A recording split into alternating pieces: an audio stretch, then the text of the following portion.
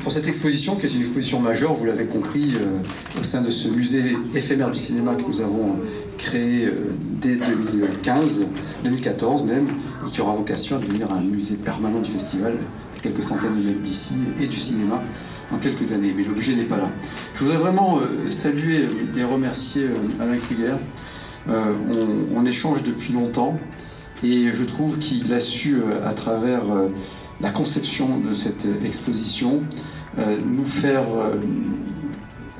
rester fidèles à l'esprit du grand artiste populaire et qualitatif qui était Louis de Funès, tout en nous révélant certains aspects, avec le vers de Dufy que l'on retrouve dans tous les films de Goury, la gestuelle corporelle, Louis de Funès, je ne t'ai jamais posé la question, etc. Donc je voulais vraiment le remercier, et donc à travers lui saluer toute l'équipe, dont Pascal Rodriguez, d'où l'intérêt d'avoir ce papier pour ne pas l'oublier. Je salue également, je l'ai vu tout à l'heure, Agathe Moraval, la directrice de production d'exposition de la Cinémathèque française, qui est notre partenaire depuis 5 ans. Je suis très très fier et très heureux nous soyons le partenaire de la plus grande cinémathèque au monde. La Cinémathèque qui est aussi le partenaire pour notre futur musée, donc, qui sera le grand musée européen du festival et du cinéma. Je salue Guillaume Descartes, adjoint au maire délégué à la culture et à la jeunesse de Saint-Raphaël, et je remercie la ville de Saint-Raphaël avec son formidable maire Frédéric Masquelier de toute sa collaboration, la directrice du musée Louis de Funès de Saint-Raphaël, Nora Ferreira, de même que la directrice du musée de la gendarmerie et du cinéma de Saint-Tropez est là, Laurence Durieux, je la remercie également. On me dit que Éric Garando serait là. Alors Éric a eu un accident. Ah mince, j'espère pas. Mais il était en bonne santé. Bon, donc, qui était un ami de surcroît.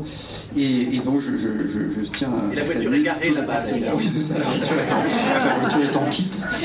Vous pouvez la reconstituer si vous le souhaitez.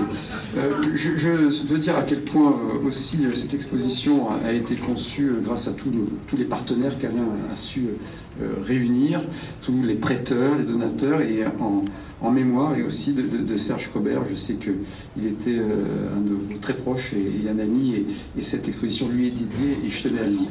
Je tiens bien sûr à remercier chaleureusement de leur présence la famille de Funès. On me permettrait de résumer ainsi à travers Olivier de Funès, fils de Louis, fils connu de Louis, puisqu'il a accompagné de nombreux films. Alors, je vais vous épargner trop de subjectivité, parce que c'est toujours le danger quand on a un propos à faire sur quelqu'un qui nous semble aussi familier que Louis de Funès. Il nous est familier par les écrans, par le cinéma, par la télé, mais je vais quand même en dire quelques mots, évidemment. Mais c'est très difficile en réalité, parce qu'on est dans la subjectivité, on a du ressenti, dans du témoignage, et finalement on tient un propos qui n'intéresse que soi-même, donc c'est pas l'objet. Mais déjà je suis très très heureux de voir Olivier de Funès. Je l'ai vu sur les écrans, et je le vois sur les écrans lorsque je regarde les films, c'est vrai que moi, enfin, les grandes vacances, tout ça, c'est prodigieux. Et puis je le vois encore sur les écrans des réseaux sociaux de temps en temps. Et on partage quelques combats, quelques valeurs et quelques principes, donc c'est plutôt agréable. Je salue bien sûr son épouse, Dominique. Je salue Olivier, l'époux de Dominique, enfin je ne sais pas dans quel sens il faut le faire. Voilà. En tout cas, c'est un beau couple qui a fait de très beaux enfants. On a accueilli récemment Julia de Funès, une philosophe très, très pertinente dans une conférence. On a Charles aussi, on a 3 enfants. Voilà. Et Adrien est pilote, puisque Olivier est pilote aussi, il était pilote chez Air France et Air Inter, je crois. Voilà. Donc acteur, comédien et pilote. Voilà, donc j'en ai terminé avec mon papier, vous dire que cette exposition magnifique sera donc ouverte au public à partir de demain, 14 juillet, et c'est pas pour rien, c'est jusqu'au 21 août. Je salue, les élus ici présents, on oublie les meilleurs, les élus de mon équipe municipale, voilà, et Jean-Michel Arnaud en particulier, délégué à la culture, et représentant de la ville de Cannes au conseil d'administration du Festival de Cannes, président du Festival de Cannes, pas encore, du Palais des Festivals à découvrir, et président du Palais des Festivals. Oui, donc cette exposition sera ouverte au public à partir de demain. C'est une exposition qualitative et grand public, comme tout ce que nous essayons de faire à Cannes.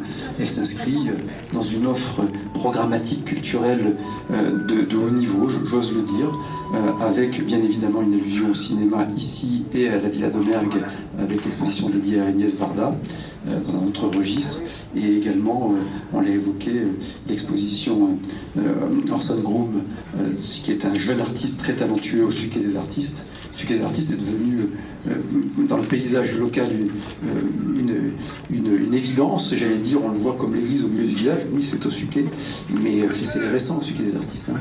On l'a inauguré il y a quelques années à peine, c'était un des premiers projets que j'avais eu la chance de pouvoir mener en tant que nouveau maire. Et puis on a également évidemment l'exposition de Jean Pigozzi, cette sublime exposition, la collection la plus prestigieuse au monde d'art contemporain africain, avec des pièces majeures et qui préfigure le futur musée de l'art contemporain africain, le musée Pigozzi qui sera à Cannes, là aussi au Suquet, pour renforcer la vocation artistique à la fois ancrée méditerranéenne et universelle, comme tout art, nous l'évoquions il y a 2 jours, au Suquet. Exposition de Funès, inaugurée demain 14 juillet, et j'en suis très heureux, j'y vois un heureux symbole, et je le trouve absolument évident, de Funès, c'est la France. Voilà. C'est aussi simple que cela, et sans tomber dans une nostalgie qui éliminerait peut-être certaines générations, mais que Louis de Funès soit transgénérationnel. Moi je le vois avec mes enfants, je le vois avec mes neveux, il réunit toutes les générations, comme très peu d'artistes finalement savent le faire dans le cinématographe, dans le cinéma. Belmondo le faisait, hein, et c'était un habitué de Cannes. Dans la bande dessinée ou l'écriture, Goscinny le faisait, c'était un canon. Et moi j'aime bien Louis de Funès, Goscinny, je trouve qu'ils sont dans un panthéon d'une culture très qualitative, très exigeante et très populaire. Et le premier point que je voudrais mettre en exergue, c'est que si nous tenions autant à avoir Louis de Funès, c'est parce que j'avais vu la très belle expo faite à la Cinémathèque, parce que nous sommes très attachés, nous voulons avoir des figures de rassemblement, d'union. Et c'est ça Louis de Funès. Et je trouve que dans une époque très fragmentée, on parle d'archipélisation de la société, nous avons besoin d'avoir, notamment à travers des grands artistes, des personnes qui sont capables, et par le plus difficile des interprétations, c'est-à-dire le rire, de rassembler et de réunir. Et c'est ce que incarne Louis de Funès, un esprit français, ouvert sur le monde, mais qui assume ses racines, et avec des origines diverses, comme Goscinny. Et je trouve que mettre en relation Goscinny et de Funès n'est pas absurde du tout dans cette approche culturelle, qualitative et très populaire. Et nous l'évoquions tout à l'heure avec Alain, quand vous lisez les lettres de Louis de Funès, quand vous entendez des répliques interprétées par Louis de Funès, qui était très proactif dans la conception et la réalisation des films, on le voit très bien à travers cette exposition, vous n'avez jamais une grossièreté, vous n'avez jamais de vulgarité. Et c'est en cela qu'il est, je trouve, déjà remarquable, et dans une époque qui confond parfois la vulgarité et le populaire. Or, respecter le populaire, c'est précisément de ne pas être grossier, de ne pas être vulgaire. Et c'est ça, les grands artistes, et c'est ce que savait faire Louis de Funès. Et puis Louis de Funès, bien évidemment, et je vais essayer d'éviter les lieux communs, on a tous nos films, il nous fait rire, il nous accompagne, voilà, il y a des films très très fédérateurs, hein, qui résistent aux époques. Rabbi Jacob, c'est un film qui régulièrement revient tendance, quoi. La folie des grandeurs aussi. Après, on a tous nos préférés, je vous ai parlé, j'ai cité tout à l'heure Les Grandes Vacances, parce qu'en plus j'adore la musique de Lefebvre, ces films, hein, Giraud, Lefebvre, de Funès, je trouve que le trio, là, c'était quand même quelque chose de... C'était que de la joie. C'est quand on allait au cinéma voir un de Funès, et maintenant, quand il y a un de Funès à la télé, on sait qu'on va passer un bon moment. Et vous vous rendez compte de la puissance de cet acte. Il y a peu de choses comme ça dans la vie. Et qu'on peut parler à plusieurs générations sans s'engueuler quand il y a un film de Funès. Donc, pas mal. Et donc, après, voilà, il y a l'homme orchestre. Moi, je suis très heureux qu'il soit autant mis en exergue sur cette partie très réussie sur la gestuelle, le corps de Funès. Et il est vrai que le vrai burlesque, puisqu'on rentre d'emblée dans l'exposition par le burlesque, et avec ce parallélisme, Buster Keaton, Laurel Hardy, bien sûr Charlie Chaplin, etc. Le burlesque se fait par le visage, les mimiques, je vais venir, mais par le corps. Et par une gestuelle corporelle qui fait partie de l'expression artistique. Voilà, le cinéma, c'est pas figé. Hein, c'est